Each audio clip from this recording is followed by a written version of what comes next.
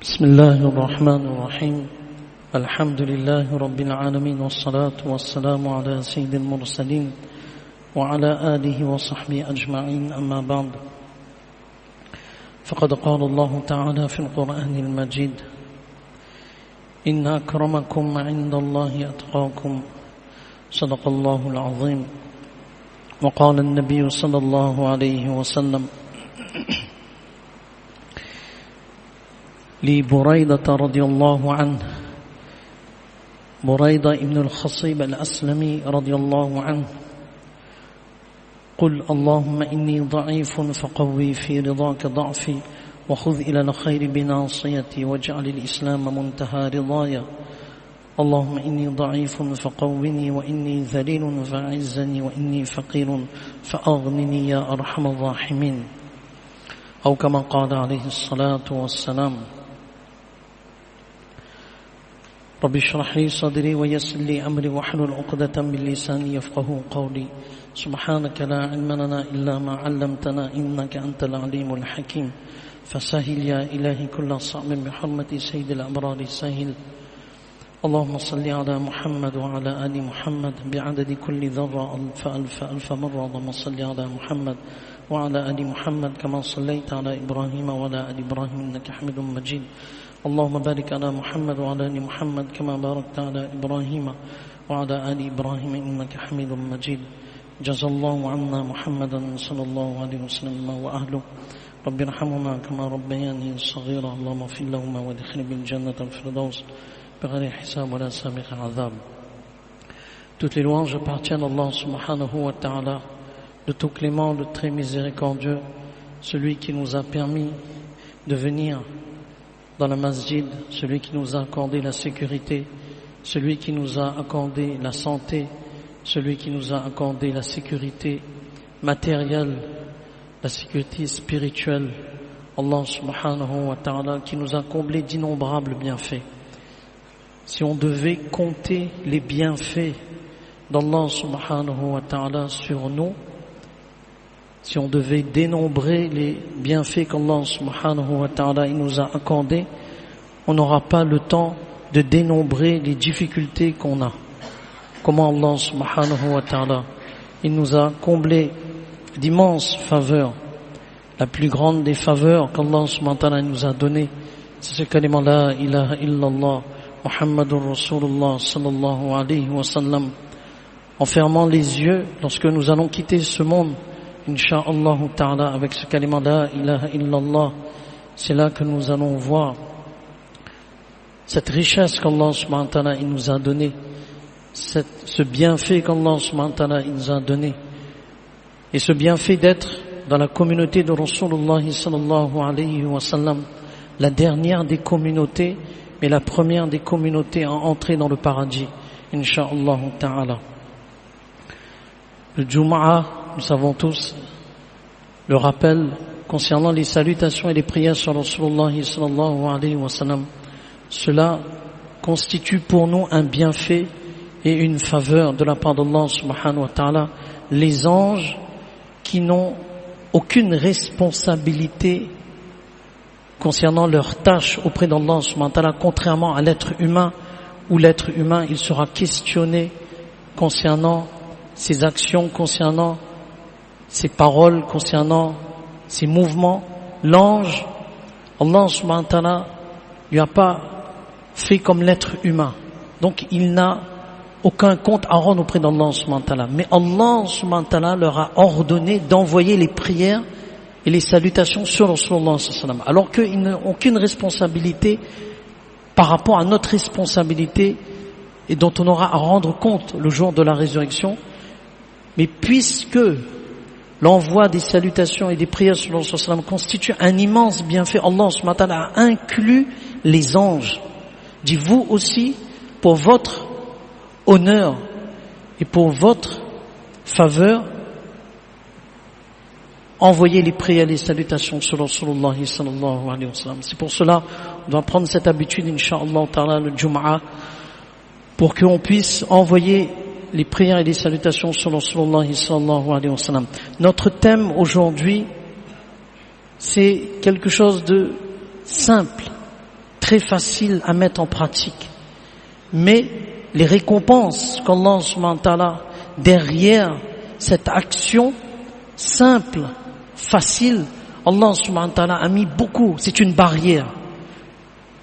C'est une barrière, c'est une protection. C'est un bienfait pour nous dans ce monde, dans l'autre monde. Il n'y a que des profits pour l'être humain. Et cette action qui est simple, et cela renforce notre lien avec Allah subhanahu wa ta'ala, pour montrer que, oh Allah, je suis dépendant de toi. Quelle que soit ma situation physique, matérielle, financière, tout peut basculer à un moment. Tout peut basculer à un moment. Mais, oh Allah, je suis dépendant de toi à chaque instant, à chaque seconde de ma vie, oh Allah, je suis dépendant de toi.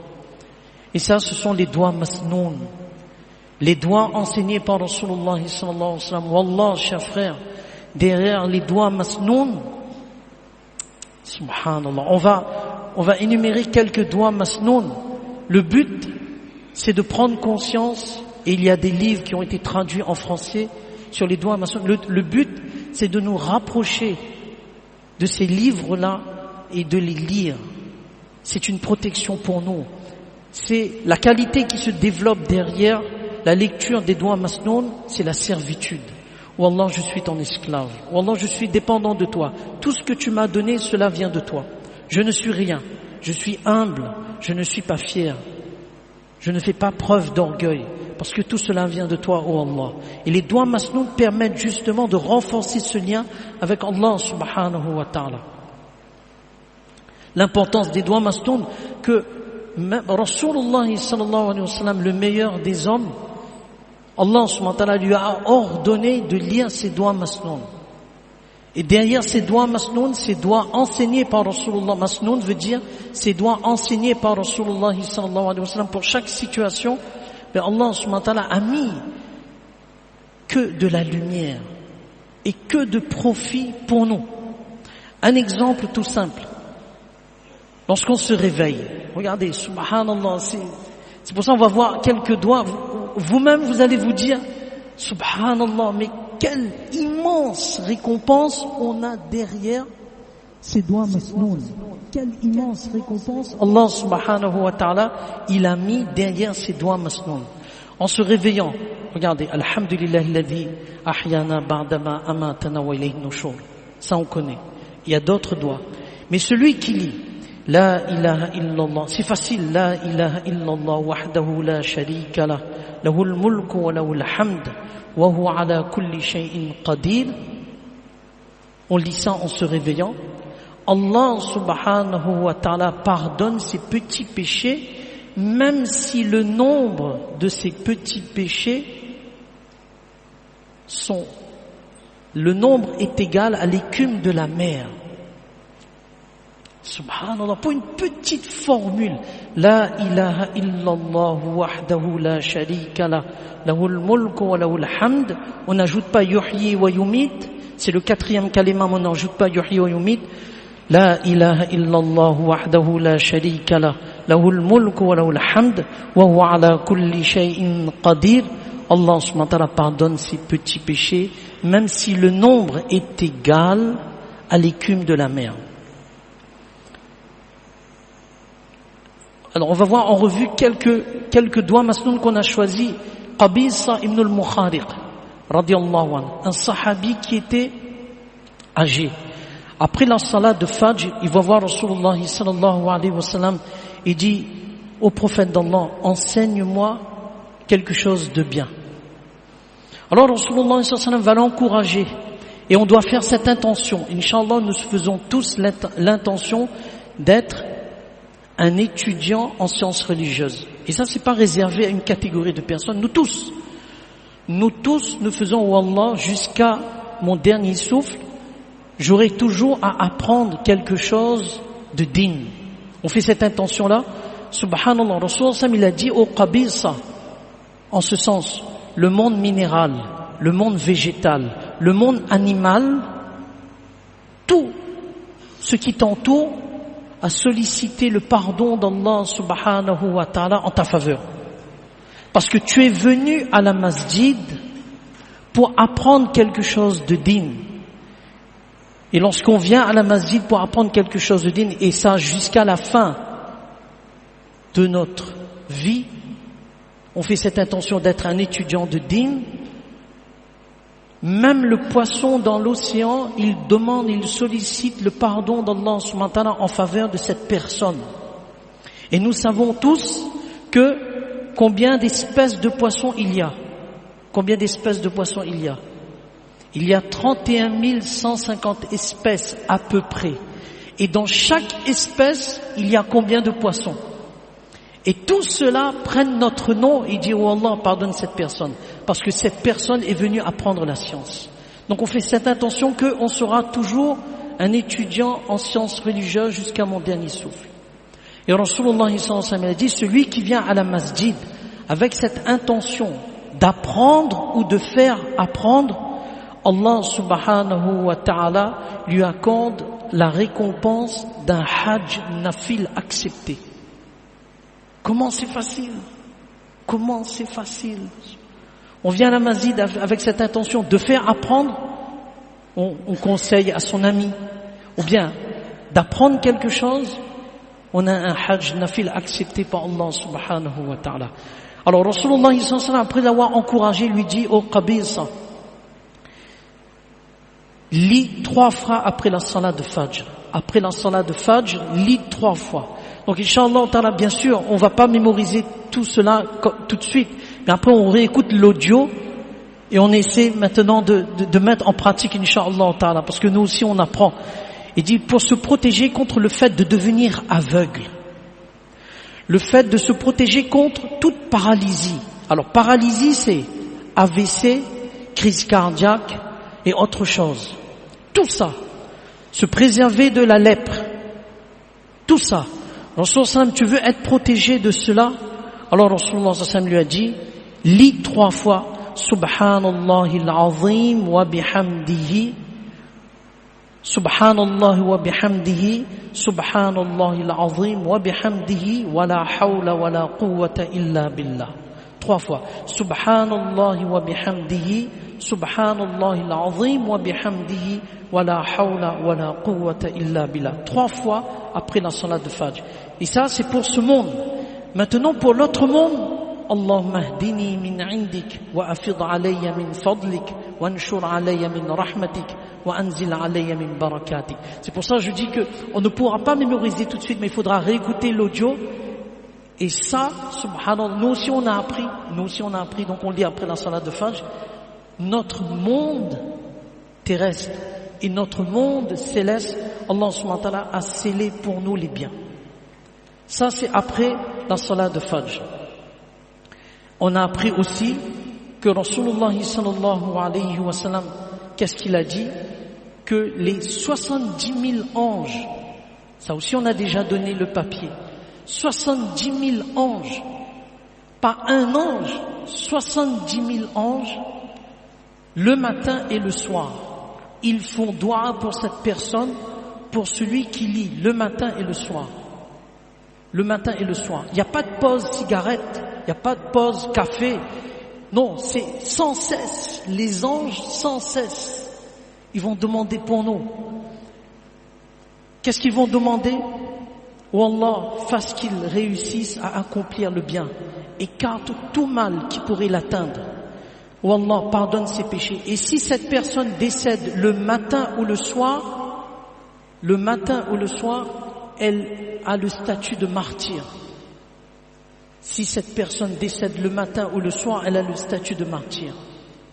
A'udhu billahi as-sami'il 'alim minash shaytanir rajim. A'udhu billahi as-sami'il 'alim minash shaytanir rajim. A'udhu billahi as-sami'il 'alim minash shaytanir rajim. Et ensuite, Huwa Allahu alladhi la ilaha illa hu 'alimul ghaibi wash-shahada, jusqu'à la fin du verset 3 fois. Donc 3 fois le matin, A'udhu billahi as-sami'il 'alim minash shaytanir rajim, et 3 fois Huwa Allahu alladhi la ilaha illa hu 'alimul ghaibi wash-shahada. 3 fois le matin, 3 fois le soir. 70 000 anges prennent notre nom. Oh Allah, facilite pour lui l'accomplissement de tout bien, pardonne ses péchés. Oh Allah, et si cette personne décède, elle décède en état de martyr. Subhanallah. Et la feuille on a déjà donné. C'était pas pour revendre, mais c'était pour apprendre. Subhanallah. Ensuite, raditu billahi rabba wa bil islam dina wa bi muhammadin. Une fois le matin. Ce rappel, c'est pour nous faire prendre conscience de l'importance des doigts masnoun, on le répète. Celui qui lit une